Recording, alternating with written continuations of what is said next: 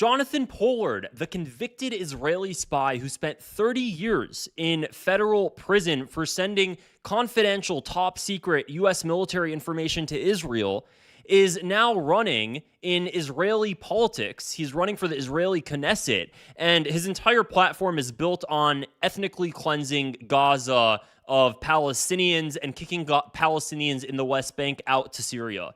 That's his whole game plan. The ones in Gaza, send them to Egypt. The ones in the West Bank, send them to Syria. And he's building up a lot of support within Israel because the Israelis are totally totally fascist, totally psycho. So he's built up a lot of support within Israel. Well, here's the thing. Keep in mind that this is the same guy that not too long ago, just several months ago, he was on the Jerusalem Post and he bragged about how at the time Israel in the 1973 Yom Kippur War threatened the United States with nuclear weapons in order to keep receiving U.S. military aid in order to continue the war. So I'm going to quickly play this again to refresh your guys' memory on who exactly Jonathan Pollard is. We are now feeding our enemy. I mean, this has never happened in history before, and you have to ask why. And I don't want to hear this business that it's consistent with Jewish morality. It isn't.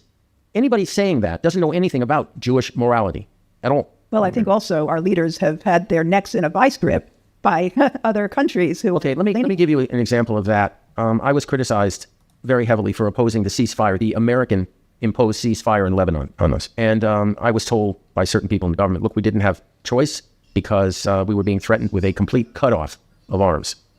So I listened to this, and the individual telling me this said, you don't believe this? Or what? I said, no, I believe that the Biden administration, as I called it, did threaten us. But I said, you're mistaken if you think there's never a choice. There was a choice. He said, well, what, is it to have our weapons cut off? I said, no, let me bring you back to October 1973, during the Yom Kippur War, when Henry Kissinger instituted an arms embargo against us. He stopped the aerial resupply of our army at that point to extract diplomatic concessions from us. And what happened? What happened was an A-4 Skyhawk was parked at Tel Nof Air Base with some interesting weapons under its wings. And we told the Americans, take your eye in the sky and take a good look at the airplane that's on that runway. And the next day, the airlift started. So the guy that I was talking... Which airlift? To the crazy. Crazy. So in other words, we threatened their... We threatened to use unconventional weapons. I'll leave it at that. And so he said, is this what you want us to threaten now? I said, absolutely, except this time I want us to go forward with it if necessary. If they think we're bluffing, we go forward with it. Look, wait.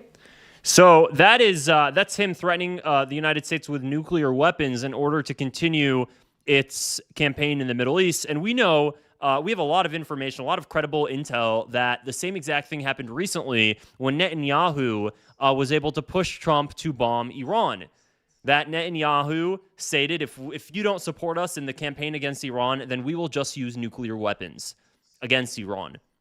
It's the Samson option. So in response, then the United States was like, okay, I guess we'll just have to bomb Iran and join in instead because we don't want the Israelis to use nuclear weapons. This is the Israeli way. Our entire relationship with these people are built up. Our entire relationship with this country is built up on this manner. This is just simply how they operate. And now this exact man is running again for the Israeli Knesset. So the article here says ex-US spy for Israel calls for Gaza ethnic cleansing as he seeks Knesset seat. Jonathan Pollard, who served for 30 years for selling U.S. military secrets, advocates forcible removal of Palestinians. He spoke to Channel 13 News and said, I personally prefer forcible removal of all current Gaza residents, all residents of Gaza, and the annexation of Gaza and repopulation by us. Now, here's actually the video of where he said that exactly. Let me show you guys it right over here. Probably the most important principle that I have is military self-sufficiency, and I think we all understand why that's important. I personally favor forcible transfer of all current residents from Gaza out, and the annexation of Gaza and the repopulation of Gaza by us. Probably the most... Wild, absolutely wild. And, you know, it makes you think, if somebody like this was to take office, what would the relationship between the United States and Israel be? Now, of course, he's just running for a Knesset seat, and we all, if you guys think that it's just Smotrich or just Ben-Gvir or just Netanyahu, wait until this guy comes into office. Wait until this guy comes into office, because it's magnitudes worse. I've said this before. However bad and however radical you think the Israelis can get, there's always going to be somebody that comes in and says, "Wait, hold my kippah," and he's just going to show you that it can get that much worse. That's just simply how they operate. They truly don't view any of the surrounding people. They don't view Palestinians. They don't view Arabs in general. They simply don't view them as humans. They simply don't. So there's a lot of other videos. He said some pretty interesting stuff. Here's another one. Let's play this clip here. What did they want me to do? No, what did they want me to do? What did they want me to do? No, what did they want me to do? They wanted me to sign a document implicating most of the American Jewish community's leadership in my activities. They wanted them implicated. It was a decapitation effort. And I noticed, Israel, that there were quite a few people on that list in front of me who were actively endorsing my execution at the time. But my father raised me never to Moser another Jew, never to betray another Jew. If it were in front of a kosher bed din, as my father said, that was one thing. But in front of the goyim, no. What did they want me to do? Interesting. So this is, he claims that U.S. government interrogators presented him with a list of every major American Jewish leader and asked him if any were involved in Israeli intelligence, and he refused to. So that's pretty interesting. So that's where we're at with it now, guys. We'll just have to see how things unfold. The article goes on. And again, keep in mind, he pleaded guilty in 1986 in hopes of avoiding life sentence. But in 1987, the plea agreement was rejected by a federal judge.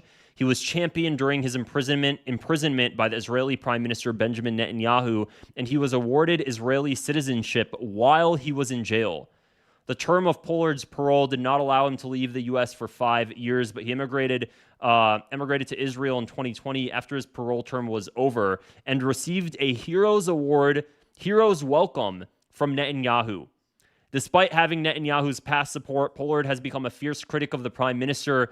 In his television interview, he said Israel was not winning the war it had been fighting since 2023 and called for new leadership with a clearer and sharper policy. According to Channel 13, Pollard will enter politics as part of a new party formed, whose 22-year-old daughter was murdered in the October 7th attack while she was attending a music festival near Gaza. Despite his bitter criticism over the security failures that made Israel vulnerable, he said that if Netanyahu comes out of the coming elections expected in the October of this year still in command of governing coalition, then we will have to support him. Interesting. And that is now the guy who is running for a seat in the Israeli Knesset. I mean, if you want my personal opinion, I don't think he should be alive. Isn't that what traitors? Isn't that the sentencing for traitors? And this guy spent 30 years in federal prison. Keep in mind, he wasn't just sending over Hayalamayallah. He wasn't just sending over, your typical run-of-the-mill sort of intelligence. He was sending over top-secret classified intelligence, which the Israelis then sold off to the Soviets. So this was a direct spy that was taking U.S. information and which eventually got funneled to the Soviets. This is who this guy was. This wasn't some, small type of thing. He did a massive, massive, massive spying operation. Tens of thousands of documents. Tens of thousands. And now he's running for Israeli politics. What's that tell you about where Israel is right now mentally? So we're just going to have to see how things unfold moving forward. If you guys found this video interesting, I'd appreciate it if you just go ahead and click the subscribe button below and give it a thumbs up as well. It helps me reach more people like you, and I will see you guys in the next video. Take care and have a great day. Bye, everybody.